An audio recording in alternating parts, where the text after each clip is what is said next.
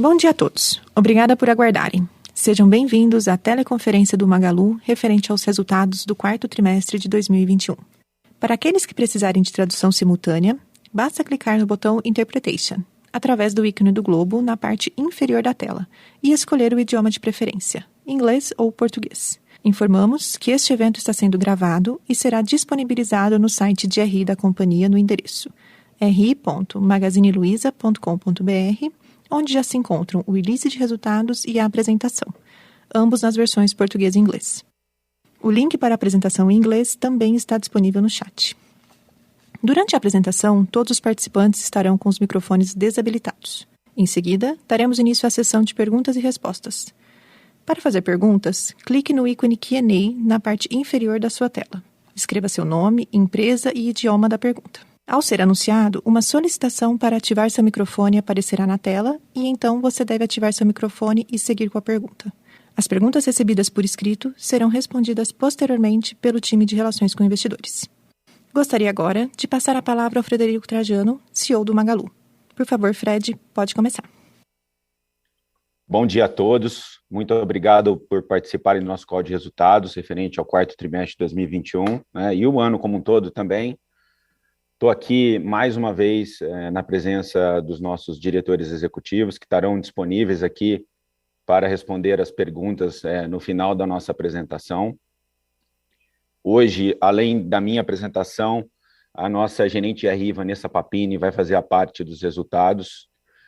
Infelizmente, o pai do Roberto Bellissimo, nosso CFO, faleceu ontem. Nossa solidariedade, nossos sentimentos para ele e para a família dele.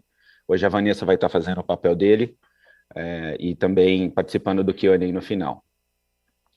Bom, em 2019, depois de concluir o mais bem-sucedido processo de transformação digital de uma empresa brasileira, a gente iniciou um novo ciclo estratégico, baseado na construção do marketplace multicanal, que seria a porta de entrada para milhares de varejistas analógicos para o mundo digital. Fazer exatamente com esses varejistas aquilo que nós fizemos para o Magalu, transmitir a nossa tecnologia, transmitir o nosso know-how e conhecimento para que essas empresas pudessem ser bem-sucedidas no mundo digital também.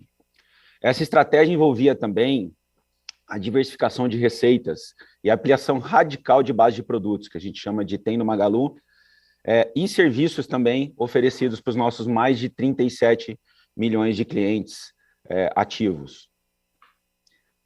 E a gente fez várias aquisições e muitos investimentos orgânicos também para atingir esse objetivo. Passado 3 anos do início desse ciclo estratégico, sendo 2 deles marcados por uma pandemia que afetou o mundo todo, mas também o Brasil, a gente considera que temos muitos números a comemorar, que a gente está cumprindo aquilo que a gente prometeu em relação à execução e implementação dessa estratégia, e melhor, que a gente tem muito ainda por fazer para os próximos anos.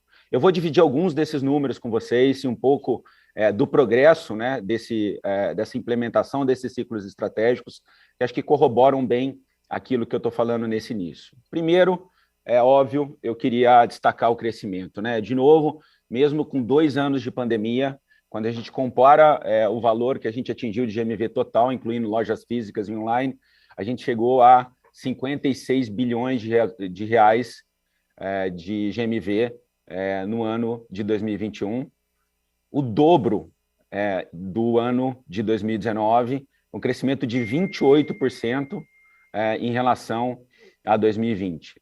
Então, já com 71% de participação no e-commerce no ano como um todo.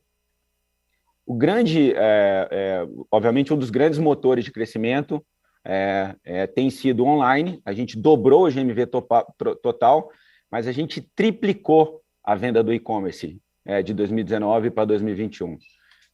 Vendemos mais de 200 milhões de itens em todo o ecossistema do Magalu, enfim, e conseguimos aí crescer 39%, mesmo sobre uma base muito alta de crescimento. Nós fomos o varejista que mais cresceu no primeiro ano da pandemia, tinha crescido 130%, mesmo sob essa base altíssima, a gente cresceu 39% no ano de 2021, ou seja, conseguimos aí, mais uma vez, reforçando, triplicar esse número em relação a 2019. E dentro do online, o foco nosso, como eu falei no início da nossa apresentação, foi um marketplace. A gente quadruplicou o marketplace em relação a 2019, saindo de 3 para 13 bi de GMV, crescendo aí 69% no ano 2021, sobre um crescimento já exponencial de 156% no ano de 2020 sobre 19. Enfim, números aí muito robustos que colocam a empresa no outro patamar de escala, tão importantes aí, tanto para o mundo digital, quanto para boa parte das categorias que a gente trabalha. Pode passar, por favor. Acho que em relação ao marketplace, eu queria destacar um fato histórico também. Agora, no mês de fevereiro, depois apenas de 5 anos do seu lançamento, o marketplace, o GMV do marketplace, já superou o faturamento de lojas físicas, tá? Então, a participação dele no GMV total da companhia já é maior do que lojas físicas.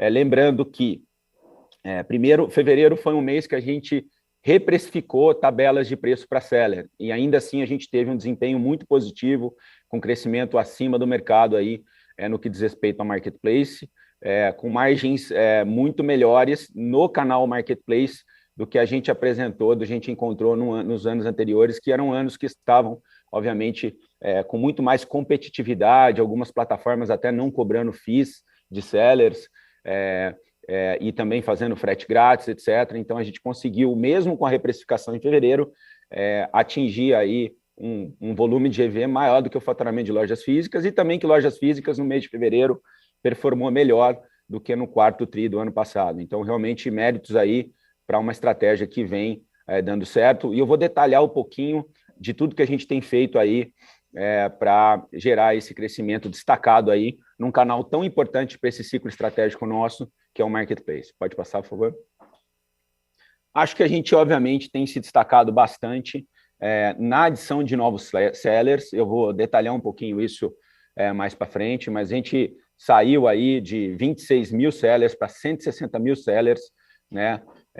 Fechando aí hoje, né, 160 mil sellers, adição aí de 40 mil sellers do primeiro tri, 45 mil sellers, 45 milhões de ofertas aí para o nosso total de ofertas, e a gente chegou a mais de 61 milhões de ofertas, diversificando também a linha de produtos, né, o ticket médio oferecido para o cliente, mas eu vou detalhar bastante também a base geográfica e o perfil de sellers que a gente está adicionando, porque a gente tem uma estratégia dentro do nosso marketplace diferente da maior parte dos players de mercado, e eu acho que é importante a gente sempre reforçar e reprecificar. Como eu falei, nós temos o foco no seller digital, mas nós temos um foco muito grande no seller analógico, tá?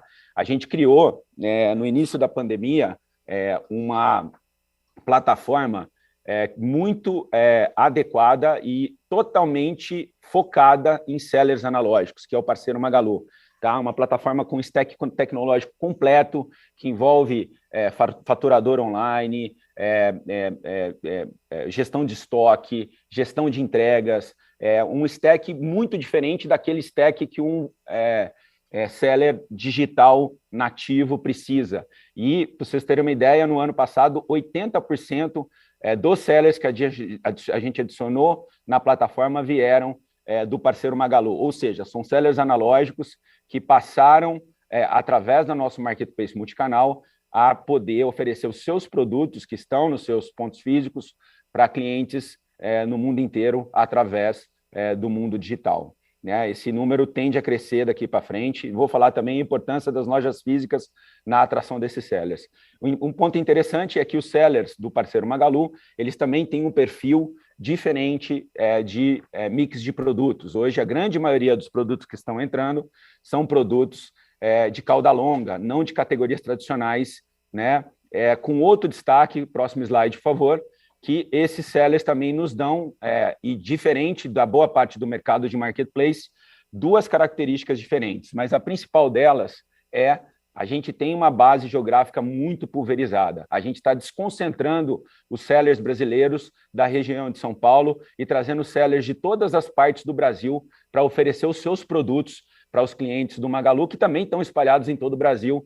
E aí, tendo uma equação logística para tickets menores, que é uma equação logística que funciona. Porque o Brasil, uma logística centralizada de tickets baixos, você nunca vai conseguir ter economics. Itens de 40, 30 reais de ticket médio, saindo do Sudeste para o Nordeste, você nunca vai conseguir rentabilizar plataformas que têm essa característica, sempre vão ser plataformas com mais de contribuição negativa, porque a participação do frete, né, no GMV total e no take rate, ela vai ser altíssima. A gente está conseguindo desconcentrar, né, em base geográfica e desconcentrar o ticket médio nessas bases geográficas, tornando aí uma estratégia de crescimento do nosso marketplace descentralizada, sustentável, que a gente acredita que terá cada vez mais econômicos positivos. O mês de fevereiro é um bom exemplo de como a gente está walking the talk nesse sentido. Pode passar, por favor. Um destaque importante é que já a maior parte, 56% dos clientes novos do Magalu vieram do Marketplace. Então, o Marketplace, além de tudo, tem ajudado também o Magalu a conquistar clientes que antes não eram clientes da plataforma, clientes que não compravam, né, os produtos core da companhia, os produtos 1P da companhia. Então, a maioria dos clientes novos que estão entrando na plataforma, exatamente 56%, vem do Marketplace. Pode passar? Acho que uma das razões que a gente tem conseguido melhorar significativamente o volume de vendas do Marketplace e também, como eu vou falar, a taxa de conversão, foram todos os investimentos logísticos que a gente fez a partir do ano de 2021. Tá? Fizemos até um follow-on, cujo objetivo era ampliar o nosso capacity logístico. A gente saiu de 31 bases logísticas, incluindo cross-dockings e CDs exclusivos de logística, para 272, bem acima do guidance que a gente passou no follow-on, e também a área de armazenagem total da companhia saiu de 650 mil metros quadrados para 1.390.000 metros quadrados, ampliando significativamente, e também ampliamos muito a malha de cobertura da nossa logística própria. Fizemos 3 aquisições, GFL, SOD, e já tínhamos feito a LogBee, para ampliar a participação da frota própria no Magalu Entregas e a participação do Magalu Entregas no total do GMV do 3P. Pode passar, por favor? Alguns números aqui para compartilhar com vocês. 80% de todos os pedidos 3P do Magalu, o ano passado, passaram pelo Magalu Entregas e quase que a totalidade desses pedidos passaram pela malha própria do Magalu. Então, a dependência dos Correios ou de transportadoras terceiras diminuiu drasticamente no ano passado, e isso gerou 2 fatores muito positivos. O primeiro, a gente aumentou bastante a entrega em até 2 dias, né, de 18% para 30% no ano passado, né, significativamente, e isso ampliou também a taxa de conversão do 3P. O ano passado, o 3P, a taxa de conversão aumentou significativo 50% em relação a 2020, tá? Vale destacar que quando o cliente compra um produto na plataforma, ele compra um produto de 3P e um produto de 1P também, né? Vamos lembrar, porque para o cliente o importante é comprar uma mercadoria com preço bom e que ela chegue rápido para o consumidor. A gente tem no 1P já um nível de serviço muito acima da média do mercado, tá? E o 78% das entregas no 1P em até 48 horas. Então, a gente está agora melhorando a participação de entrega rápida na venda do 3P também. Mas no 1P, que já é uma parte representativa da experiência que os clientes têm com a nossa plataforma, a gente já tem 78% dos pedidos entregue em até 2 horas. Não é à toa que a gente tem ou o melhor NPS do Brasil e a única empresa que tem RA1000 em todas as classificações do Reclame Aqui. Lembrando que a gente não mistura 3P com P no Reclame Aqui. A gente tem RA1000 para... a gente mistura 1P e 3P no Reclame Aqui, né? Então, a gente tem a RA1000 mesmo com 3P dentro da categoria. Tá? E nós tivemos um crescimento do NPS no 3P de 10 pontos percentuais também, muito significativo para isso. E estamos também desenvolvendo a entrega ultra rápida, que é o Ship from Seller, entrega em até 24 horas. Né? Mais de 1.000 sellers já fizeram adesão a essa modalidade de entrega, muito em função dos nossos investimentos aí na SOD, e mais de 21 capitais estão com essa cobertura. Pode passar, por favor? Eu queria destacar bastante o papel da loja física no nosso marketplace. Ela que já foi o grande diferencial do nosso crescimento e do fato da gente ter atingido a liderança no P, porque 45% de toda a venda do 1P passa pela loja física, seja por ship from store ou retira a loja, ela tem e tem se tornado o grande diferencial do nosso 3P. Por isso que eu falo que o nosso marketplace é um marketplace multicanal. O ano passado, a gente ressignificou mais uma vez a loja física e ela tem se tornado um instrumento importantíssimo, tanto para os nossos clientes quanto para os nossos sellers que interagem com o nosso marketplace, com a nossa plataforma, tá?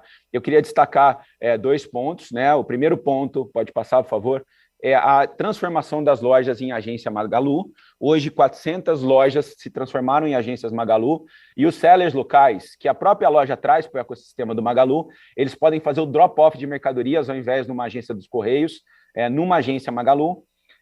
A gente compartilhou na carta da administração alguns resultados desses sellers. Nós temos quase 10 mil sellers que estão usando as agências Magalu como seu principal ponto de postagem de produtos quando eles vendem no universo Magalu. O crescimento de vendas deles é mais de 150%, e a queda do custo de frete em relação às opções tradicionais é mais de 50% de queda de custo de frete.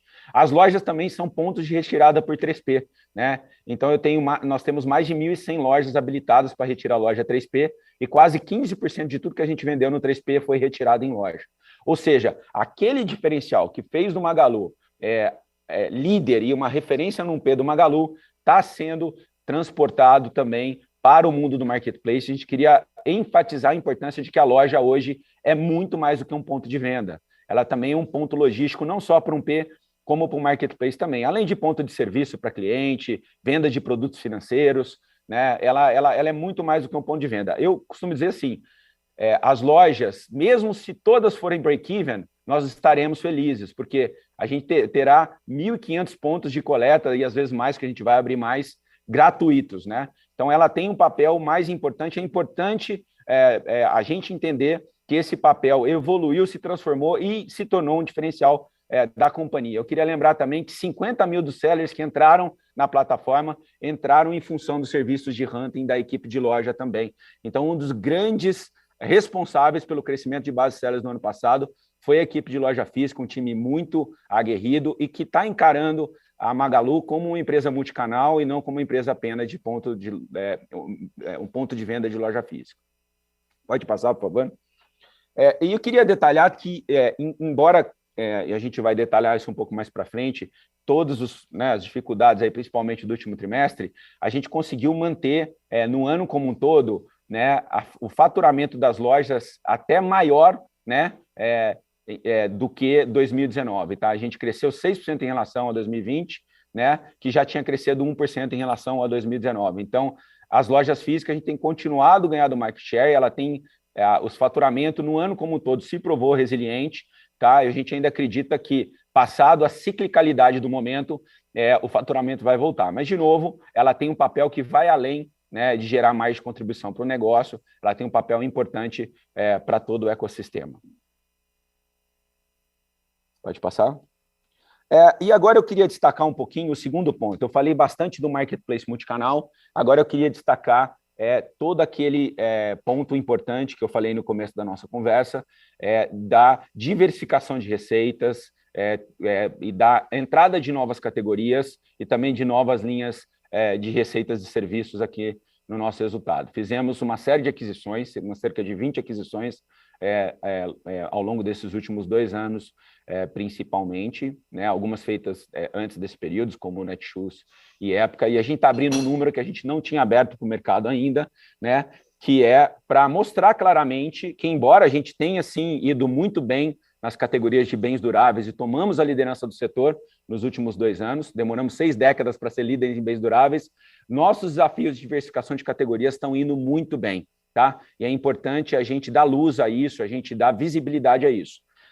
Hoje, essas categorias de cauda longa, que não são as categorias tradicionais, representaram cerca de 20 bi, né? Sendo que aqui nesse número eu tenho o número de Kabum anualizado, a gente vai comentar mais sobre isso depois, tá? Mas 45% das vendas do online já vindo de novas categorias, setores como moda e esporte com destaque, casa, móveis, decoração, acessórios periféricos, beleza, né? Food delivery, mercado, automotivo. Então, todas as categorias aí que estão crescendo bastante, mostrando que os nossos esforços, tanto com o Marketplace quanto com as empresas que estão chegando para o grupo e trazendo também um P, estão sendo bem-sucedidos, né? Com detalhe que também eu queria ressaltar que as aquisições, além de contribuir com o top line, com essa diversificação de categoria, estão contribuindo também positivamente com o bottom line. Então, a gente tem sido muito bem-sucedido de trazer empresas para o grupo que ajudam a gente a expandir o GMV,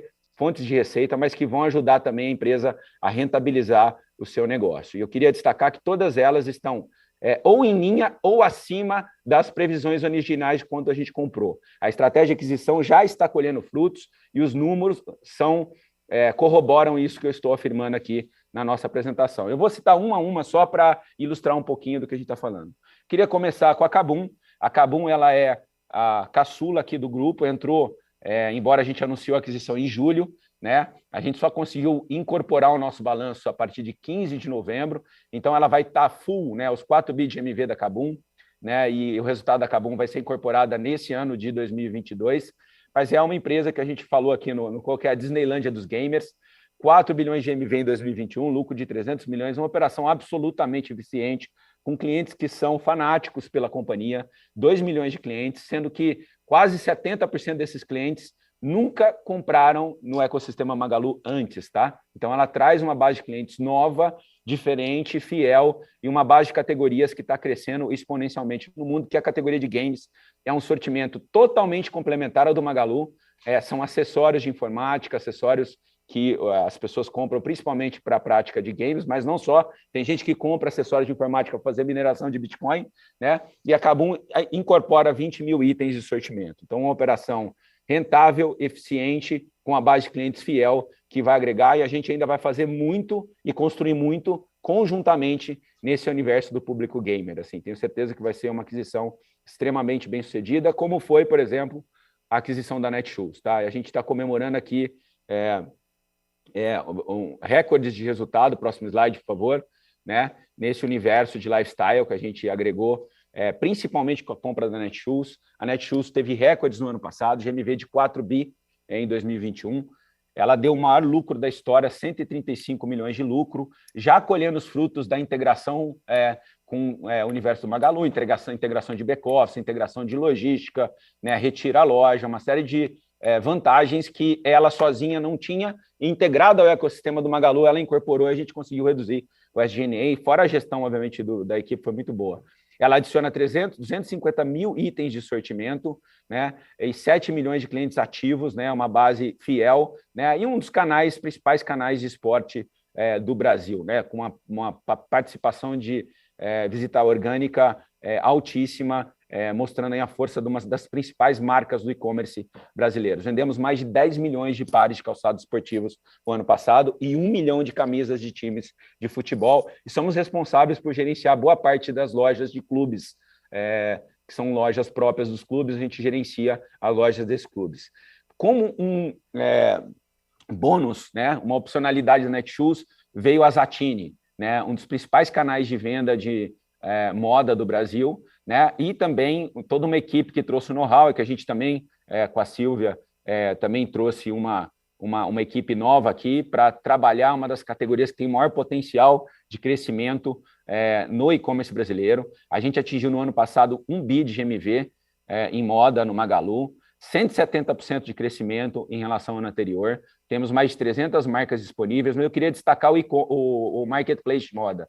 55% do GMV de moda no ano passado já foi feito por 3P, tá? Então, 30 mil sellers foram incorporados aí à plataforma do Magalu de moda, alguns do parceiro Magalu, outros vieram com a aquisição da Netshoes e da Zattini. A gente tem ampliado bastante a base de sellers especializados e também de fábricas, tá? Via Hub, que foi para 8 polos industriais no ano passado, e a gente tem várias fábricas conectadas agora diretamente no nosso e-commerce, fazendo o D2C. Então, também a linha de moda tem crescido com bastante destaque, a gente está muito confiante que nós vamos continuar com um trend aí super positivo, já somos um dos líderes em moda e vamos continuar com crescimento acima da média do mercado. E outro destaque grande do ano passado, em todos os sentidos, foi a época e a categoria de beleza. né, 1 bi de GMV o ano passado, incluindo aí o faturamento da época e o que a gente vende de beleza no Magalu, 60% de crescimento year on year, 3 pontos de ganho de share na categoria, já é um dos líderes da categoria, se não a líder, tá?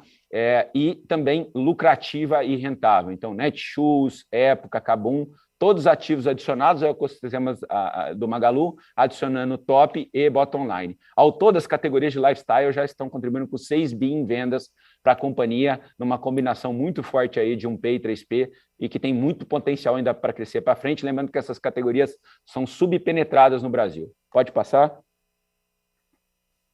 Eu queria destacar agora a categoria de mercados, também atingimos 1 bi, né, na categoria no ano passado, tá?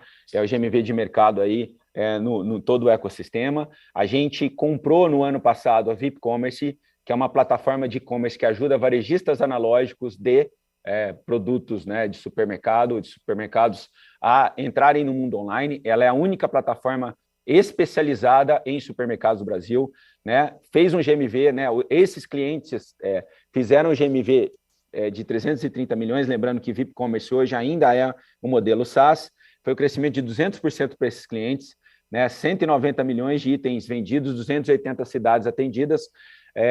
Nós devemos logo integrar boa parte desses clientes ao nosso ecossistema, principalmente ao nosso Super App. Teremos novidades rapidamente aí para serem anunciadas para o mercado em relação a isso, né? Pegar todos esses clientes, todas essas praças e estar integrando esses catálogos aqui para nós. E a VIP tem conseguido crescer também no modelo SaaS, tá? Então, a categoria mercado crescendo bastante, é 1 bi de GMV, mas em relação a itens vendidos, ela tem uma participação muito relevante no nosso share total, sendo responsável aí também por atração de clientes e por audiência na plataforma Magalu. Pode passar, por favor? Eu queria destacar também o nosso Food Delivery, tá? Que apesar de não estar presente nas capitais, está um pouco fora do radar, ele gerou 1,3 bi de GMV no ano passado e se consolidou em número de pedidos como o segundo maior player do mercado com a saída do Uber Eats, tá? Temos aí 5 milhões de clientes, né? A gente comprou no Liquid Plus Delivery, nós estamos, né, criando uma plataforma em cima do Ikefome, estamos com 30 mil restaurantes ativos dentro do Food Delivery, e eu queria destacar que o nosso Food Delivery é rentável, tá? Ele está no azul, a Ikefome sempre operou no azul, né? E a gente consegue crescer, o foco ainda, né, em cidades pequenas e médias, mas a gente também está expandindo os serviços para outros perfis de cidades e estamos também animados com os potenciais do crescimento. Lembrando que a gente integrou o Ikefome no Super App no ano passado, tá? Estamos colhendo os frutos aí dessa integração também, tá? Mais uma aquisição bem sucedida que tem se mostrado positiva tanto no top quanto no bottom line. Pode passar?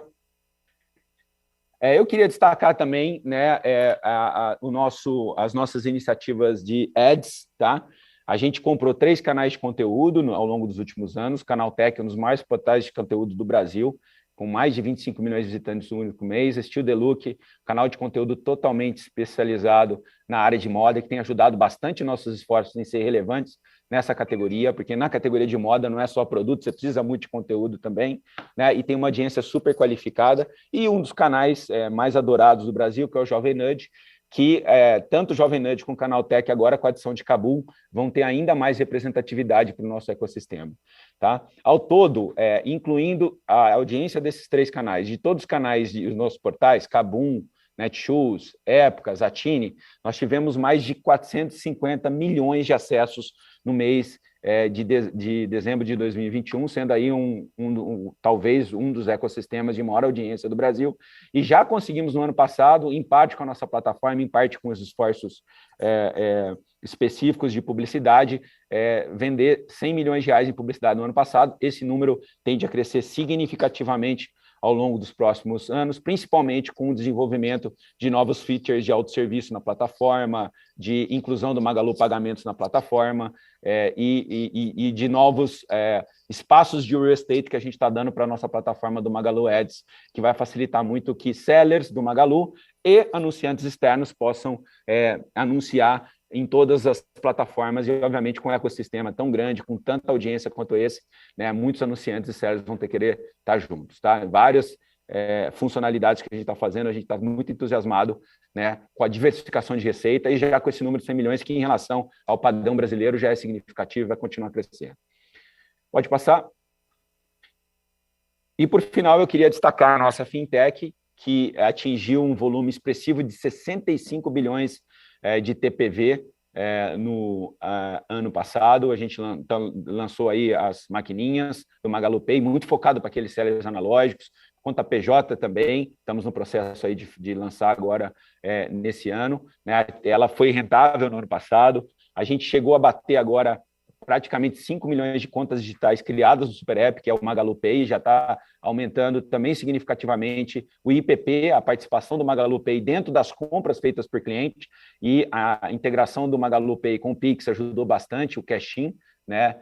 Para que a gente conseguisse ter dinheiro na conta, para o cliente pudesse usar e aproveitar as promoções exclusivas para quem tem conta digital dentro. Lembrando que o onboarding do MagaluPay é totalmente simplificado, você não precisa baixar outro app, né? São só alguns steps adicionais a quem já tem a conta no Super App, está totalmente integrado na experiência do Super App, muito mais do que outras contas digitais do mercado. Adicionamos 3 milhões de cartões de crédito no ano, tá? Com foco muito grande no cartão do Magalu, que é um cartão voltado especificamente para o público da internet, que gera cashback nas compras dos públicos da internet, no que você pode consultar o saldo dentro do Super App do Magalu, tá? E a carteira de crédito da Luizacred atingiu 17,5 bi, né?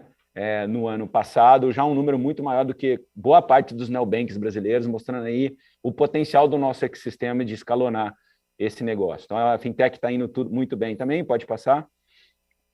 E aí a gente vê um pouquinho do breakdown aí do GMV, sendo dos 65 bi, 41 bi aqui do cartão de crédito, uns 16 bis aqui da antecipação de 16 bis e 7 do nosso Banking as a Service, que veio aí com a Hub Fintech, uma das aquisições também que foram concluídas aí em julho do ano passado, e já está sendo responsável por boa parte aí das inovações, novos features que a gente está aplicando na nossa plataforma. Bom, finalizando aqui, acho que claramente os números indicam um progresso muito grande na nossa estratégia do marketplace multicanal, diversificação de categorias e fontes de receita na construção do ecossistema equilibrado, né, sinérgico, simbiótico, né? E agora vamos falar um pouco dos destaques financeiros do ano e do TRI. A Vanessa Papini, como eu falei, vai fazer essa parte, e depois eu vou voltar aqui para responder a pergunta de vocês em parceria aí com os meus diretores executivos. Muito obrigado, Vanessa. Obrigada, Fred. Bem, bom dia a todos. Muito obrigada pela participação na nossa teleconferência. Vou passar aqui pelos principais destaques financeiros, tanto do ano quanto do quarto trimestre. Começando pelo ano fechado, a gente, enfim, o Fred passou por alguns crescimentos, mas vale a gente reforçar. Marketplace cresceu praticamente 70% no ano, com 13 bilhões em vendas. Nosso e-commerce atingiu 40 bi, né, triplicando de tamanho em 2 anos e crescendo 39 em 2021. E as lojas físicas, né, mesmo com todas as dificuldades aí, né, dessa conjuntura, das dificuldades do semestre, desse segundo semestre, cresceu 6% no ano e está em patamares superiores ao nível pré-pandemia. Em termos de vendas totais, crescemos praticamente 30% em 2021, atingindo 56 bilhões de reais em vendas no ano, né, o dobro do que 2 anos atrás, né, em 2019 foram 27 bi de vendas, então acho que esse é um super destaque aí do nosso ano. Passando um pouquinho pelos resultados, a gente o Magalu atingiu 1,5 bilhão em EBITDA ajustado no ano, equivalente a 4,2% de margem EBITDA. O lucro líquido ajustado pelos eventos não recorrentes foi de 114 milhões no ano, equivalente ali a 591 milhões de reais de lucro líquido contábil. No próximo slide, vamos passar pelos destaques do trimestre, né?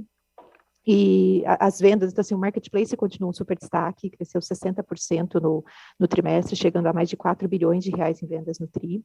O e-commerce total cresceu 17%, foram 11,1 bi de vendas no trimestre. A loja física, em função de uma maior concentração em produtos de ticket médio maior e do cenário de juros mais altos, de taxa de juros maiores e inflação mais alta também, teve uma retração de 18% nas vendas no trimestre, e resultando aí numa venda total 4% maior que no 4T20, chegando a mais de 15 bi e meio de vendas no trimestre. O EBITDA ajustado do TRI foi de 243 milhões, equivalente a uma margem de 2,6%. Aqui um reflexo também da menor diluição das despesas em função da retração de vendas em lojas, então muito em função dessa conjuntura macro. No resultado líquido ajustado, a gente teve um resultado negativo em 79 milhões e um lucro líquido contábil aí de 93 milhões, considerando os eventos não recorrentes do trimestre. No próximo slide, a gente tem uma evolução ali, um detalhamento da margem EBITDA e a evolução dela comparando com o quarto trimestre de 2020. Então, acho que a gente veria uma contribuição positiva em termos de margem bruta, muito em função da maior participação da receita de serviços. Por outro lado, a gente vê nas despesas, tanto com vendas quanto administrativas, uma menor diluição dessas despesas, em função do volume menor das vendas em lojas, como eu citei anteriormente. Vale destacar assim, que a companhia tem trabalhado numa agenda de rentabilização da nossa operação de 1P de duráveis, principalmente, né, das categorias de duráveis, trabalhando num repasse gradual, tanto do aumento de custos, afinal de contas, a gente teve uma inflação de custo aí nos últimos trimestres, e também do aumento da taxa de juros. Isso tem sido feito aí ao longo desses primeiros meses do ano também. No próximo slide, a gente passa um pouco pela nossa estrutura de capital. Então, mais uma vez, a gente teve, né, um capital de giro contribuindo para a estrutura de capital da companhia. Acho que aqui vale a gente ressaltar que a gente tem trabalhado, né, muito na melhoria do giro e na redução dos níveis de estoque no curto prazo. A gente entende que só nesse começo de ano, nesses primeiros meses do ano, a empresa deve reduzir em 1 bilhão seu nível de estoque, muito em função desses esforços da gente poder trabalhar com um giro mais eficiente aí nesse curto prazo. Em termos de caixa líquido, nós terminamos com 5,5 bilhões de reais, dezembro de 2020, e quando a gente olha no próximo slide, passando pelo fluxo de caixa do trimestre, eu acho que a gente tem um grande destaque da nossa estrutura de capital, né? Terminamos com a maior posição de caixa da nossa história, foram 12,3 bilhões de reais, né? No trimestre a gente investiu 300 milhões em CAPEX e captamos 4 bi em debêntures, né, num custo muito baixo, com prazo longo, prazos de 4, 5 anos de vencimento, com o objetivo aí de reforçar ainda mais a nossa estrutura de capital, e terminamos aí com 4 bilhões em caixa, mais 8,2 bilhões em recebíveis no trimestre. Falando um pouquinho, né, da Luizacred, acho que o Fred trouxe alguns destaques da carteira, mas, né, vale destacar que a gente terminou o ano com mais de 7 milhões de cartões emitidos na nossa base de cartões. Só no ano foram praticamente 2 milhões de adições líquidas na base, né? Nós tínhamos terminado 2020 com 5,3 milhões de cartões e terminamos aí com 7,2. Aqui vale destacar, sem dúvida, o lançamento do cartão Magalu, que foi um sucesso, né? Nós lançamos o cartão Magalu em abril e ele já chegou a 1 milhão de contas, né, emitidas, e complementado aí com o cartão Luiza também, que é um sucesso nas lojas. Em termos de TPV, chegamos a 41 bi de TPV no ano, crescendo 40% versus o ano passado, sendo que 80% desse TPV é fora do Magalu. Então, o nosso cliente usa muito os cartões do Magalu, tanto dentro das nossas lojas, no nosso e-commerce e também fora. A participação tem aumentado no e-commerce, com o lançamento do cartão Magalu também. No trimestre, esse TPV também cresceu 40%, com uma forte participação do uso fora, chegando aí a 12 bi de reais. E, por fim, falando um pouquinho dos indicadores da carteira, a gente terminou o trimestre aí com indicadores um dos menores níveis históricos, né? O nosso NPL longo próximo a 5,6%, um pouquinho acima do terceiro trimestre, mas ainda muito abaixo dos níveis pré-pandemia, né? O que mostra o quão saudável tem sido a nossa carteira, o nosso crescimento da carteira, o crescimento do faturamento, uma base de cartões aí que tem sido muito, muito sólida, né? Um crescimento muito sólido da base de cartões, que melhora cada vez mais também o relacionamento com o nosso cliente. Em termos de resultado, né, no ano, a Luizacred teve praticamente 300 milhões de lucro na metodologia do Banco Central e 153 em IFRS. Aqui a gente vale destacar que, enfim, temos provisões mais conservadoras em IFRS, praticamente lidores do crescimento, né, muito relacionada ao crescimento da base de cartões e ao crescimento do faturamento, mas que os indicadores da carteira continuam em índices historicamente baixos. Bem, acho que dos destaques financeiros eram isso. Podemos começar a sessão de perguntas e respostas. Obrigada. Iniciaremos agora a sessão de perguntas e respostas. Para fazer perguntas, clique no ícone de Q&A na parte inferior de sua tela. Escreva seu nome, empresa e idioma da pergunta para entrar na fila. Ao ser anunciado, uma solicitação para ativar seu microfone aparecerá na tela e então você deve ativar seu microfone e seguir com a pergunta. A nossa primeira pergunta vem do Joseph Giordano, do banco JP Morgan. Joseph, por favor, pode seguir. Olá, bom dia a todos, bom dia Fred, Vanessa e time, obrigado pela minha pergunta. Na verdade são duas, né? Acho que a primeira, pensando um pouco no curto prazo, eu queria explorar com vocês como é que vocês têm visto a evolução da demanda pelas categorias core no curto prazo. Acho que isso aqui talvez vai ser um ponto de atenção, mas acho que a segunda pergunta talvez é um pouco mais estratégica de longo prazo para o Fred, explorar um pouquinho com você o que esse curto prazo um pouco desafiador muda na estratégia de longo prazo da companhia, né? Até entender o que você vai talvez tirar um pouco da prioridade, o que você vai acelerar, né? Tentar entender o que né, isso aqui muda dentro, né, do longo prazo, né? Porque a gente vê várias iniciativas que começam a dar certo, né, e as aquisições bastante assertivas, e a empresa costurando todo esse ecossistema, né? Então eu queria entender o que acelera, o que desacelera, com essa questão macro. Obrigado.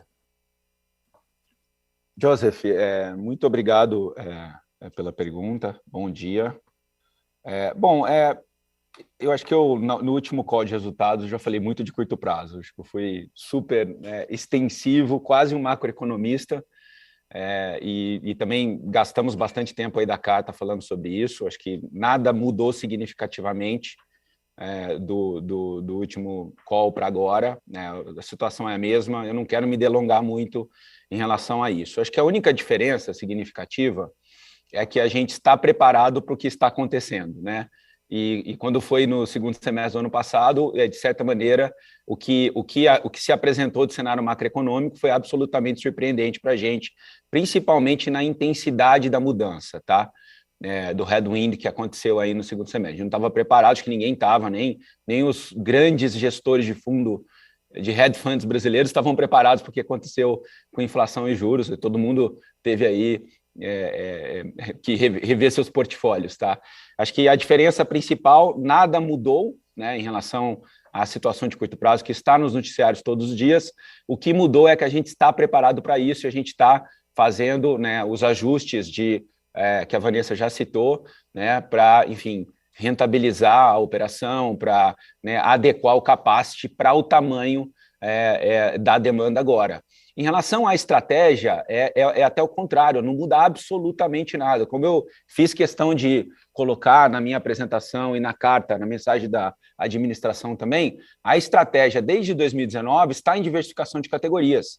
O que aconteceu é que veio uma pandemia em 2020 que todos os brasileiros quiseram comprar bens duráveis. Aconteceu isso, né? Eu não ia falar para o brasileiro, não vem aqui comprar geladeira ou não vem comprar celular, eu sei que você está precisando, mas eu não vou te vender porque eu quero diversificar a categoria, tá? A gente, obviamente, estava lá e depois de 6 décadas a gente virou, para a alegria aí dos fundadores da empresa, líder na categoria de bens duráveis. A gente está muito feliz com isso.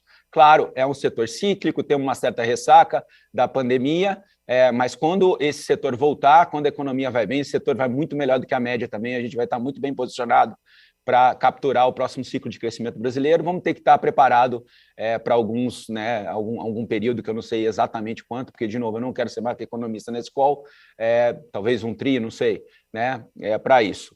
E a estratégia do Magalu, como eu descrevi muito bem, todas as aquisições do Magalu foram categorias diferentes, adição de novas fontes de receita, e todas estão indo bem. A gente quis dar bastante cor de que a estratégia está acontecendo, está sendo bem sucedida, 20 bi de GMV, 45% de participação do online, várias operações com o bottom line positivo, a maioria, né, contribuindo para o nosso negócio. Então a gente só vai acelerar, né, a implementação dessa estratégia, a conexão dessas empresas com o ecossistema. Kabum está entrando agora, tem muita segregada, como beneficiou a Netshoes, tenho certeza que vamos ter aqui também, né? O Eds está só começando, né? É pouco ainda o que a gente está fazendo, 100 milhões, dá para fazer muito mais, e a plataforma que a gente comprou da Inloco também está indo super bem, né? Ela é super funcional, fácil de usar, e a gente tem que estar adquirindo real estate em todas as plataformas. Então, basicamente, Joseph, executar o plano que a gente já está fazendo de 2019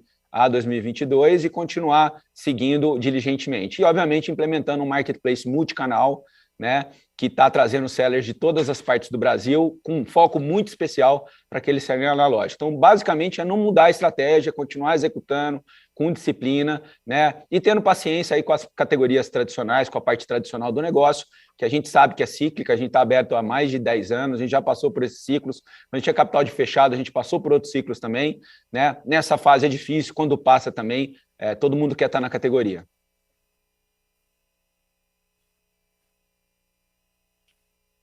Obrigada pela pergunta, Joseph. A nossa próxima pergunta vem da Irma Sgars, do Banco Goldman Sachs. Irma, por favor, pode seguir. Bom dia, obrigada por pegar a minha pergunta. Fred, eu queria explorar um pouco a questão do desenho da rede de logística. Acho que vocês têm um approach, uma visão um pouco diferente do que alguns outros players no mercado. Então, se puder falar um pouco que vocês estão, em quais frentes que vocês estão focando para este ano, imagino, tentando ainda melhorar o prazo médio para os vendedores 3P. Acho que reconheço que vocês já fizeram uma grande evolução, foi bem útil ouvir que subiu de 18% para 30% e sei que vocês vão buscar mais. Então, a pergunta aqui é quais que vão ser as frentes nas quais vocês vão focar este ano, se mais uma questão de tecnologia e achar os algoritmos certos para localizar os estoques nos lugares certos e roteirizar, fazer routing, ou se mais uma questão de ampliar ainda o sortimento através dos sellers analógicos, ou talvez ainda uma questão de ativos físicos que vocês vão ter que abrir. Eu acho que o último talvez seja menos uma questão como vocês abriram e anteciparam até boa parte destes investimentos, mas queria ouvir um pouco mais quais que são as frentes e talvez até as entraves no curto prazo para levar isso para taxas cada vez mais rápidas. Obrigada.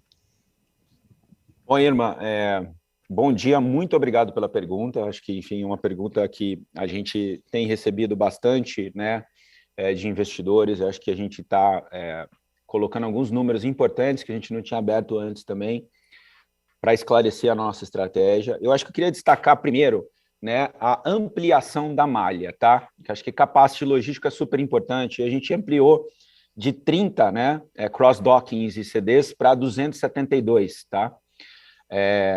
No ano passado, né? E o nosso foco em logística, ele se baseia em quase todos os pontos que você falou, tá? Então, primeiro eu preciso trazer seller e catálogo descentralizado. Então, eu preciso estar, obviamente, com uma base de seller descentralizada, presente em todo o Brasil, e a gente tem conseguido fazer através dos nossos esforços de hunting de loja física e principalmente através da plataforma parceiro Magalu, que a gente, como vocês viram, a gente está trazendo cohortes de sellers cada vez mais fora do eixo Rio-São Paulo, principalmente de São Paulo, onde está 70% dos sellers de quase todas as plataformas de marketplace brasileiras. A gente está trazendo sellers do Nordeste, do Sul, Centro-Oeste, tá? E os catálogos desses sellers também.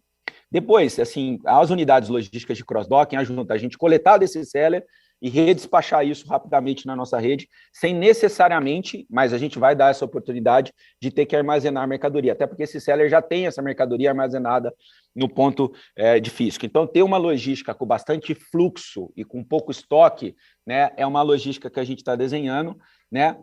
Agora, o nosso foco, como você falou, é fazer com que a mercadoria viaje pouco, né?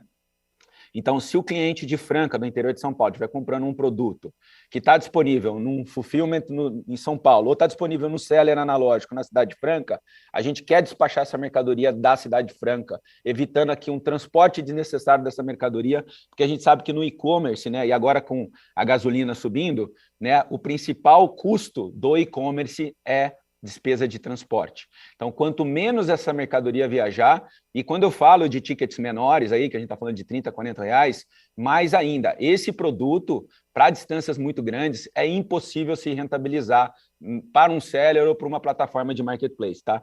Então, para isso, a gente está criando, né, e ampliando as nossas bases logísticas, são 272, como eu falei, que ajudam aí na coleta e no redespacho, né? A gente está fazendo que as nossas 1.400 lojas funcionem como pontos logísticos para esse seller. Eu já falei 15% retirar a loja de ticket menor na loja é economicamente viável, muito mais do que o last mile, e também as lojas como pontos de agência Magalu, como eu falei, de drop-off do seller. Também já diz que para o seller esse custo acaba reduz 50% quando ele usa, quase 10 mil sellers estão usando essa loja para o redespacho de mercadoria, para o drop-off de mercadoria. Tá? Do ponto de vista de experiência do usuário, a mudança estrutural dos algoritmos de busca, da estrutura de dados que a gente precisa estar, é monumental para a gente começar a disponibilizar o produto local para o consumidor local. É uma mudança, é uma reengenharia completa aí das nossas categorias. O iQfome, ele já está preparado para servir o consumidor local com o seller local. O Magalu não era assim. Né? Nenhuma plataforma de e-commerce é assim. Então, a mudança e o desafio tecnológico de engenharia, de algoritmos, de busca do Labs, para colocar features de localização é muito grande, muito mais complexo do que se parece, mas nós temos uma equipe muito forte aí trabalhando nessa questão de geolocalização. E a gente acredita que quanto mais o consumidor local vê o produto do seller local, a gente vai ter. E é claro, a gente tem que continuar hunting, trazendo novos sellers locais, fazendo com que os seus produtos fiquem com listagens ativas. Então, é um trabalho holístico 360 graus. E, por último, agora, com todos os investimentos que a gente fez em área de armazenagem e também com o fato de que o 1P do bens duráveis, que tinha consumido quase toda a área de armazenagem que a gente tinha, tende a gerar um pouco de espaço nos nossos CDs para espaços ociosos, a gente vai usar esse espaço ocioso também para o Fulfillment Buy. Então, nós também vamos adicionar o Fulfillment Buy nas nossas possibilidades aí disponíveis para o seller, né? E a gente acredita que todos esses fatores somados vão fazer com que a gente consiga melhorar a participação de entregas ultra rápidas aí no 3P. Lembrando que a gente tem um 1P aí com entrega muito rápida também, que a gente não pode desconsiderar. Quando você compra um produto da Amazon, você não está vendo se é 1P ou 3P. Aqui no Brasil que tem essa coisa, 1P não é bom, 3P é bom. Lá nos Estados Unidos não tem isso. 1P e 3P são, para o consumidor, a mesma coisa, se entrega rápido no Prime, tá de bom tamanho. Na verdade, o consumidor até gosta mais de comprar do 1P, mas o mercado prefere o 3P e a gente não faz o que o mercado quer, a gente faz o que o consumidor quer. Mas, dito isso, eu acredito bastante que nós vamos melhorar também para o 3P. E, como você disse, a melhora foi super significativa no ano passado, que a gente vai ter mais lojas trabalhando como agência no Magalu, e a gente vai melhorar os algoritmos aí, e até o Ads mesmo, a gente está dando features no Ads para que o seller possa fazer publicidade para o seller local também. Então, é uma visão, assim, esse é um QR que está compartilhado por praticamente todas as equipes de negócio, com grande destaque aí para todas as equipes do Labs também. Eu tenho certeza que a gente vai continuar evoluindo nesse indicador, olhando para frente.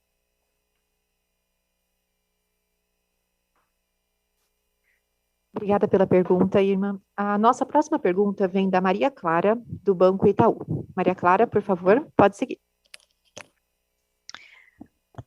Oi, Fred. Oi, Vanessa. Obrigada por pegar minha pergunta. Na verdade, são duas. A primeira é com relação à dinâmica de working capital, em específico sobre a situação dos estoques da companhia. Quando que vocês esperam terminar o processo de limpeza de estoque da Magazine Luiza?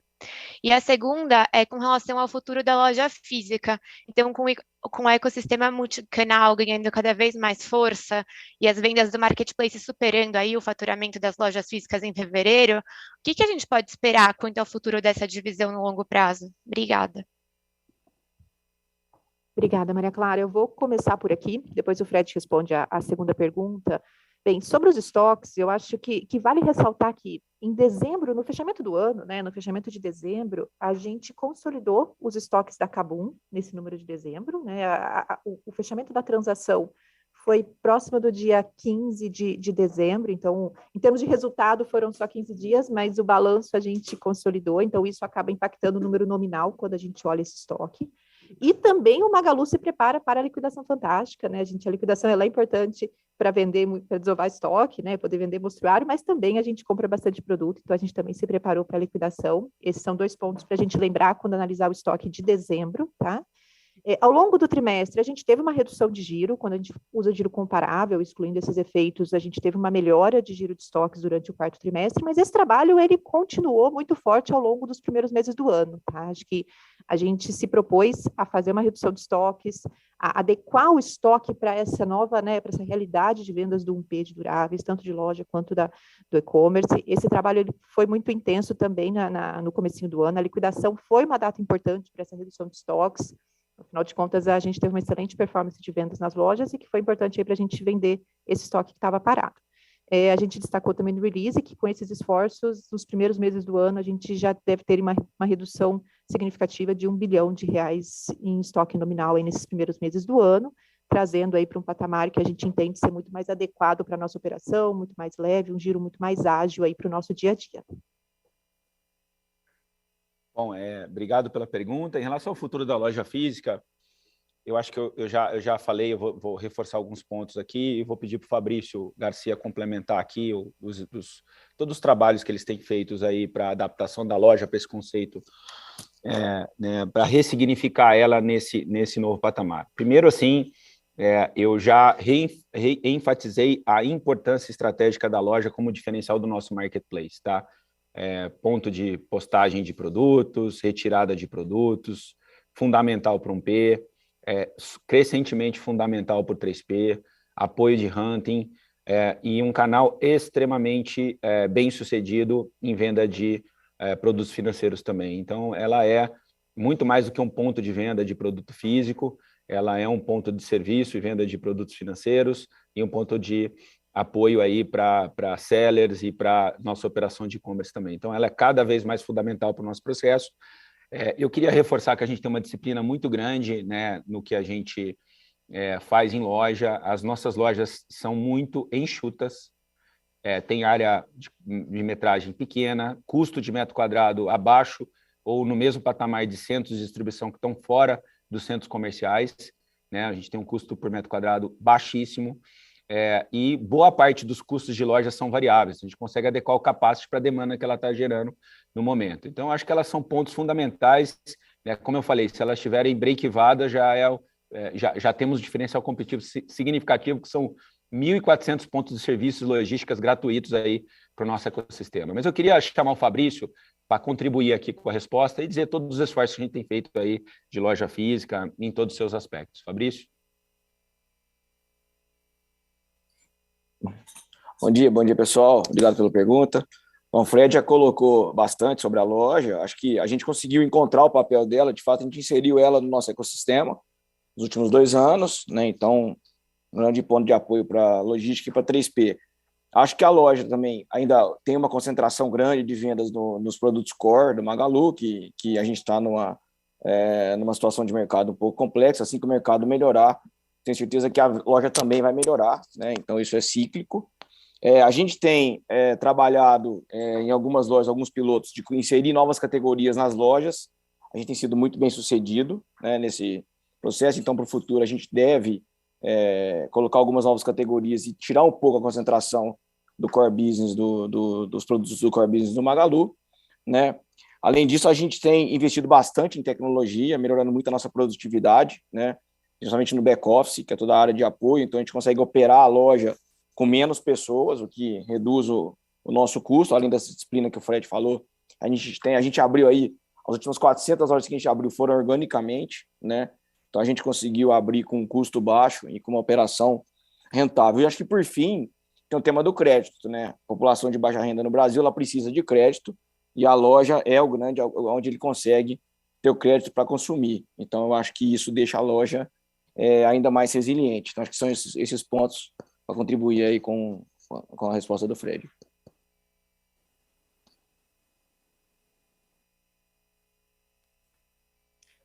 Obrigada pela pergunta, Maria Clara. A nossa próxima pergunta vem do Bob Ford, do Bank of America Merrill Lynch. Bob, por favor, pode seguir.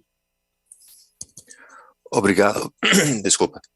Obrigado, Vanessa, e bom dia a todos. Freddy, pode falar um pouco sobre a magnitude das reduções na estrutura de custos, por favor? E como isso foi feito e como devemos pensar na sua evolução da margem EBITDA este ano? Bob, me desculpe, você pode repetir a sua pergunta? Bom dia. Bom dia, Freddie. Se pode falar um pouco sobre a magnitude das reduções na estrutura de custos, por favor, e como isso foi feito e como devemos pensar na sua evolução da margem EBITDA este ano, por favor. Tá bom. Bob, seguinte, não foram reversões, tá? Reduções. Tá. Desculpa, não tinha ouvido. Bob, acho que fica claro pelo desempenho aí que a gente, pelo volume, né, de vendas que a gente apresentou no segundo semestre, particularmente no quarto trimestre do ano, que esses números, foram abaixo das nossas expectativas, não só dos mercados, mas os números em loja física foram abaixo das nossas próprias expectativas. A gente tinha um capacity dimensionado para um volume que não aconteceu, tá? No quarto tri, e você tem que fazer o ajuste de capacity na sua totalidade. Em todos os aspectos de ajuste de capacity, nós estamos fazendo o ajuste de custos variáveis, custos fixos, que envolve contratos, né? Prestação de serviço, né, capacity também de equipe. Então, enfim, uma série de ajustes aí para dimensionar a nossa estrutura para o volume que o mercado está suportando nesse momento. Tá? Então, foi e está sendo feita um trabalho enorme, né, em todos os aspectos, né? Produtividade de pessoal, o Fabrício citou um pouco agora, também frete, otimização logística, a gente tem equipes aí focadas em otimização de rotas, otimizações logísticas e redução da conta frete sobre a receita bruta, marketing, nós temos um esforço enorme de melhorar o ROI do nosso marketing, né? Vários esforços de MarTech super sofisticados para melhorar, independente do mercado estar mais concorrido ou de ter mais gente gastando em marketing, o CPI está aumentando, você consegue fazer trabalhos assim, sofisticando o seu processo, as suas bases de dados para conseguir retornos maiores. A gente está tendo sucesso em absolutamente todas as frentes, né? Em relação ao que foi o ano passado. Como eu falei, Bob, a gente não estava esperando, né, aquilo que a gente encontrou no quarto trimestre e toda essa desaceleração econômica, agora a gente já sabe o que é. Então, a gente está preparado nesse primeiro semestre a isso. A minha visão é a seguinte, esse ano vai melhorar, as margens vão melhorar gradualmente, tá?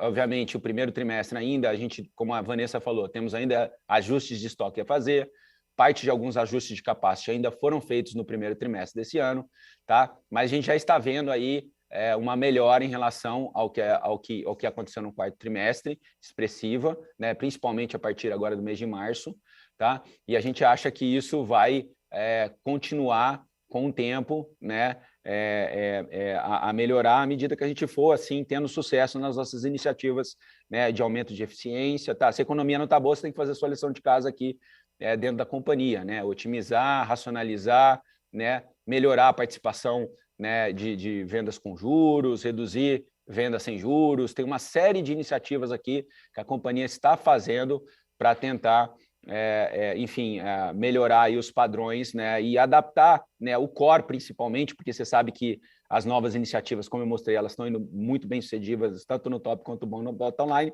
mas para adequar, né, o tamanho da companhia à nova situação macroeconômica. Então, é uma série de iniciativas e a gente está executando elas dentro do cronograma combinado. Ao longo do ano, isso vai ficar muito claro aí nos nossos resultados.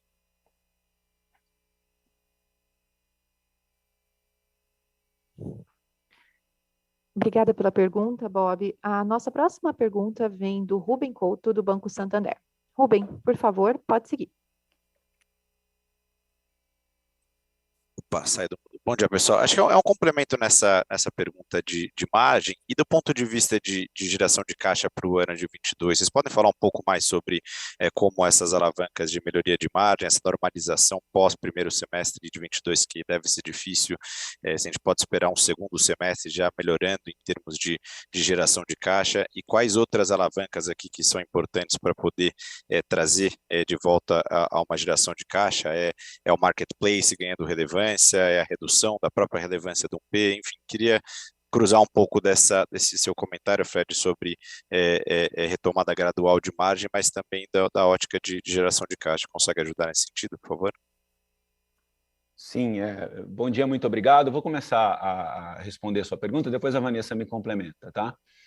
Bom, em relação à geração de caixa, acho que a gente tem uma série de aspectos aí desse ano. Primeiro é o capital de giro, né, Rubem? Como eu falei, e a gente tem sido muito vocal sobre isso, a gente tem feito adequação de capital de giro e a gente sempre foi uma empresa muito disciplinada, né, em gerar caixa também numa boa gestão de capital de giros do 1P. Então, assim, o 1P ele não necessariamente é ruim em geração de caixa, ele é bom quando você tem um bom planejamento de vendas, um bom planejamento de estoque, e você tem uma boa leitura de mercado, isso acaba acontecendo. Então, esse ano, acho que a gente tem um fator de imprevisibilidade muito menor do que no ano passado. A gente sabe o que a gente vai encontrar no primeiro e no segundo semestre, então a gente tem trabalhado aí para voltar aos níveis tradicionais do Magalu de ter um capital de giro positivo. É isso que a gente está trabalhando para fazer.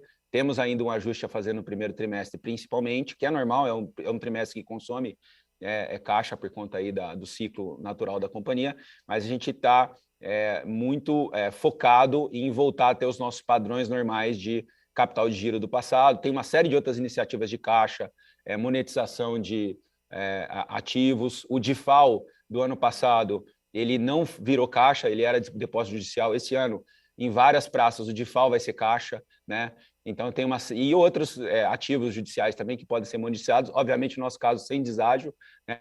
A gente quer fazer isso só se for bom para a companhia, se for uma coisa positiva, né? Então, estamos trabalhando aí nesse sentido, só se forem boas oportunidades para a nossa companhia. A gente prefere monetizar ativo ganhando disputa judicial, né? Sem estar fazendo alguma coisa que seja prejudicial aí para o nosso resultado.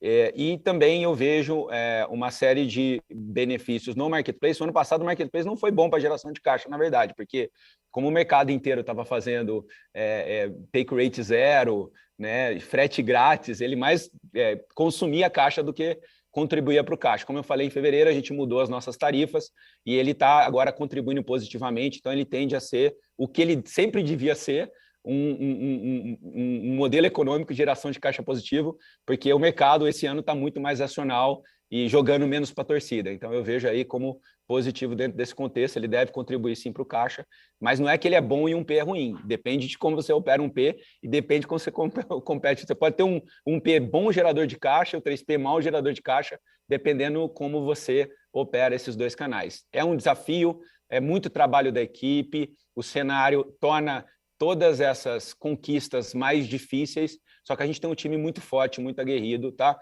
E eu queria dizer, inclusive, um time em loja, tá? Que a gente estava falando de loja lá atrás, eu queria voltar um pouquinho. Nosso time de loja é espetacular, nós temos uma cultura muito grande. Quando a gente fala de loja física, a gente fala com a frieza, sem esquecer que nós temos lá milhares de pessoas que estão trabalhando, entregando resultado, entregando mercadoria, atendendo o seller, atendendo o cliente com calor humano fantástico. A gente não pode esquecer que o ponto físico tem também como diferencial uma equipe que há muitos anos é a equipe mais feliz e motivada do varejo brasileiro. Eu queria ressaltar isso aqui para não esquecer de reforçar na última pergunta. Desculpa aí, mas eu não podia esquecer de reforçar esse ponto. Obrigada pela pergunta, Rubem. A nossa próxima pergunta vem do Vinícius, do Banco UBS. Vinícius, por favor, pode seguir.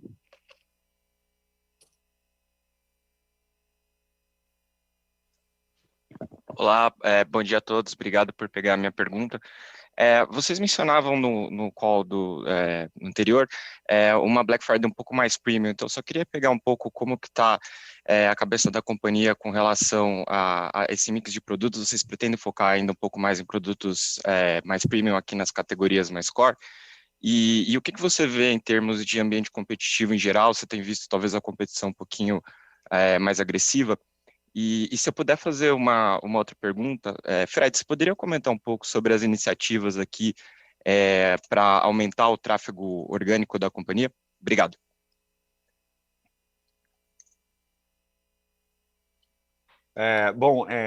Eu vou responder a primeira pergunta e depois vou deixar o Edu Galanternick responder a segunda, tá? Obrigado pela pergunta, tá? Infelizmente, né, o Brasil, a gente teve aí uma situação de que o público de baixa renda, com o aspecto inflacionário, perdeu o poder de compra, né? Então, a gente sente muito isso, né, na loja física, porque o perfil do público da loja física é um perfil de público de renda média em torno de R$ 2.500, e, obviamente, o impacto da inflação na renda do consumidor é alta, né? Como eu prometi, eu não ia falar de macroeconomia, eu não vou ficar me estendendo, mas, claramente, o Brasil, num caráter inflacionário, ele vira um Brasil de poucos, né? Um Brasil de clientes que tem impacto menor da inflação de alimentos, né, de combustíveis, na energia, no seu budget. Então, as categorias premium continuam mais resilientes do que as categorias de baixo ticket, né? Mas isso é ruim para a economia brasileira, ruim para o Magalu, como para quase todos os varejistas brasileiros, tirando aqueles poucos que são focados exclusivamente nos clientes premium. A Black Friday se materializou daquela maneira, mas, obviamente, a gente sente muita falta de vender para as massas. A gente tem a característica de trazer o acesso de muitos, que é privilégio de poucos. Esse é o paixão do Magalu, trazer produtos para consumidores de baixa renda, trazer a digitalização para sellers pequenos. A gente tem a vocação de inclusão, né? Então, é uma situação que me deixa triste. Eu espero que a gente consiga aí rapidamente, né, voltar a ter uma inflação controlada, fazer com que a distribuição de renda volte a acontecer, para que esse país seja o Brasil de muitos, não o Brasil de poucos. Então, a característica era aquela por conta da situação macroeconômica, mas, obviamente, a gente espera e torce para que essa situação se normalize rapidamente. Sobre a audiência, eu queria passar para você, Edu. Bom dia, muito obrigado pela pergunta. Falando sobre a questão de tráfego orgânico e redução de dependência de investimentos de marketing, eu acho que tem duas dimensões para responder essa pergunta. Uma dimensão mais tática, né, que são trabalhos contínuos que a gente faz na evolução tanto de SEO quanto na evolução de CRM, lembrando que cada vez que a gente agrega base de clientes, seja através do crescimento da própria marca Magalu ou das marcas adjacentes, óbvio que com o consentimento deles a gente consegue enriquecer nossos algoritmos de recomendação e melhorar todas as nossas estratégias de CRM. Mas isso são aspectos mais táticos. Eu acho que do ponto de vista estratégico, o que realmente faz diferença, e a gente vem observando, principalmente a gente observou isso bastante no ano de 2021, no segundo semestre, é que a adição de novas categorias, com aumento de frequência, principalmente no nosso app, aumenta a recorrência e faz com que esse cliente, na sua recorrência, ele termine optando por um mix de tráfego melhor para a gente, mais orgânico, tá? São dados assim que a gente não disponibilizou, mas a nossa participação de venda paga no ano, ela reduz mais especificamente no segundo semestre, muito em função desse crescimento de categorias, de novas categorias. E lembrando que a gente, no ano passado, a gente concluiu a integração do Aikifome dentro do aplicativo do Magalu, né? Ainda num estágio inicial, mas fez essa conclusão. Como o Fred falou, a gente está concluindo as integrações da VIP Commerce dentro do aplicativo Magalu também. E na medida que... a Kabum já está totalmente integrada no nosso marketplace. Na medida em que a gente vai avançando e fazendo a conversão, né, desse cliente Magalu para esses novos serviços, para as novas categorias, a gente tem um attachment melhor, né, a gente tem uma frequência maior e uma redução desse nível de investimentos, né, de necessidade de investimentos. A gente pode optar ou não de uma discricionalidade, mas de uma forma agregada, a gente vê claramente uma redução dessa necessidade, tá? Então, de uma forma clara, isso é o nosso app, é a diversificação de categorias. Essa é a principal estratégia. Ok? Obrigada pela pergunta, Vinícius. A nossa próxima pergunta vem da Daniela, do XP. Dani, pode seguir, por favor. Oi, Ivan. Oi, Fred. Obrigada por pegar minha pergunta. Eu tenho duas. A primeira em relação à provisão de estoques feita no trimestre passado. Eu queria entender quanto dela vocês já utilizaram nesse trimestre e quanto que a gente pode esperar ainda de talvez remanescente para o primeiro TRI, que imagino que aí já possa ter sido 100% utilizada. E a segunda em relação à estratégia de M&A, né? A gente via vocês bastante vocais nessa frente, principalmente ali, eu acho que na época do follow-on, e antes até. Queria entender como que está a cabeça de vocês nesse sentido, se, dado o cenário macro um pouco mais incerto, talvez seja um momento de esperar um pouco para avançar nessa estratégia, talvez estratégias de M&As menores, menos relevantes nesse curto prazo, enfim, se puder dar um update aí da cabeça de vocês nesse tema, seria legal. Dani, sobre a provisão, a gente usou uma parte significativa dela ao longo do quarto trimestre, como eu falei, né, anteriormente, os esforços de redução de estoque, eles começaram em começo do quarto TRI e continuaram nesse início de 2022, tá? Eu acho que, assim, com a liquidação fantástica, a gente deu mais um passo importante e terminamos fevereiro com um nível de estoque muito mais adequado, março um nível caminhando super bem também. Então, assim, ela foi usada, sim, no quarto TRI, uma parte significativa, e também na liquidação fantástica. Acho que é os pontos aí que a gente, né, consegue dividir para deixar mais claro para vocês, tá bom? Dani, obrigado pela pergunta. Sobre a questão de M&A, acho que foram 20 aquisições em 2 anos, então a gente agora precisa digerir, a gente precisa trabalhar, o time da Gra Courier está com muito trabalho aí, que é o time de integração que a gente tem para a gente poder colher todos os frutos, né? Como eu falei, embora esses negócios estão indo muito bem, a oportunidade é muito maior pela frente do que já foi feito, né? Então, a gente, acho que nesse momento, não por a questão macroeconômica, mas por uma questão de execução, a gente vai se concentrar mais, né, nos ativos que já estão dentro de casa, em ampliar, né, as suas potencialidades, em ampliar as conexões, né? Tem muita coisa ainda para fazer, então a gente deve parar um pouquinho, né? Com novas operações e focar bastante em fazer o melhor daquilo que já está dentro do ecossistema.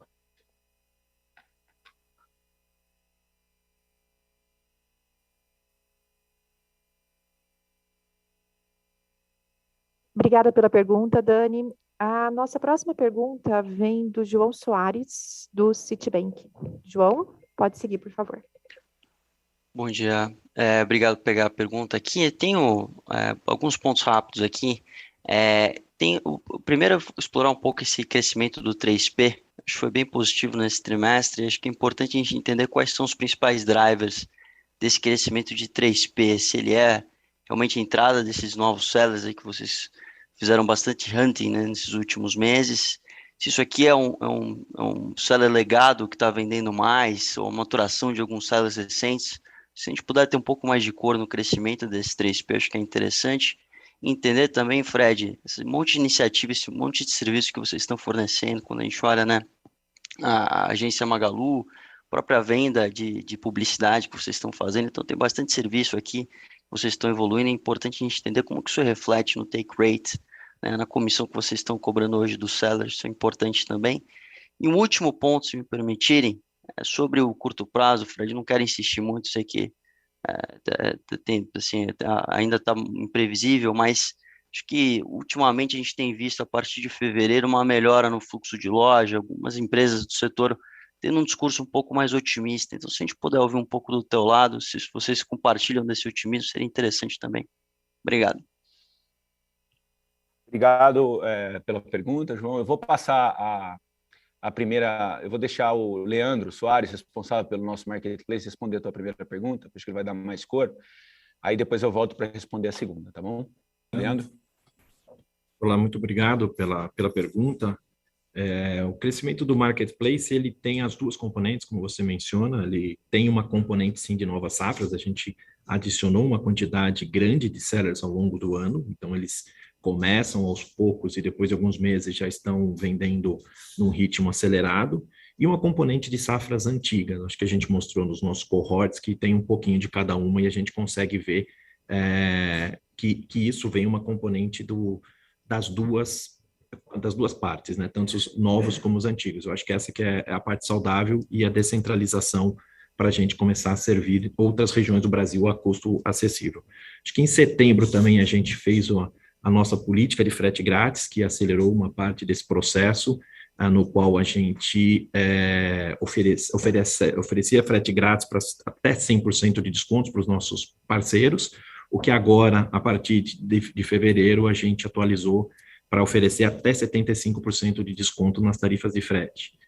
E isso que mudou um pouquinho a nossa cobrança. Então, acho que do ponto de vista de cobrança, a gente manteve o percentual, a gente adicionou uma tarifa de R$3 e a gente ajustou o frete para poder ficar economicamente viável, a gente atender todos os nossos parceiros e de maneira a sustentar esse crescimento por mais tempo. Acho que essa é a principal componente que a gente fez para explicar o crescimento que a gente teve no quarto trimestre e, obviamente, a sustentabilidade para os próximos períodos.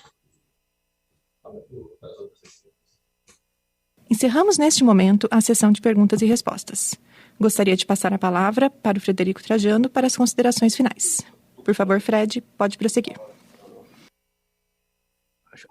Acho que entrou antes aí essa gravação da Vanessa. Deixa eu responder a segunda parte da pergunta do João. Eu não vi, como eu falei inicialmente, uma mudança significativa do cenário macro do quarto para o primeiro tri, tá? Então, o que a gente está é mais preparado para lidar com o contexto que a gente está vivendo, tá? Então, a gente, já imaginava que encontraria um terceiro tri como está. Então, a minha visão é que melhorias mais expressivas vão acontecer a partir do segundo semestre do ano. Então, esse ano, eu vejo que é o oposto do ano passado. O primeiro semestre mais duro, o segundo semestre melhor do ponto de vista macroeconômico, tá? Só que a empresa preparada para esse cenário, e melhorando ao longo, melhorando sua operação ao longo dos trimestres. Então, isso que eu vejo agora. Mas, de novo, eu não tenho bola de cristal, pode melhorar antes, né? Pode acontecer de tudo. Então, só que eu acho que não vamos ter grandes surpresas.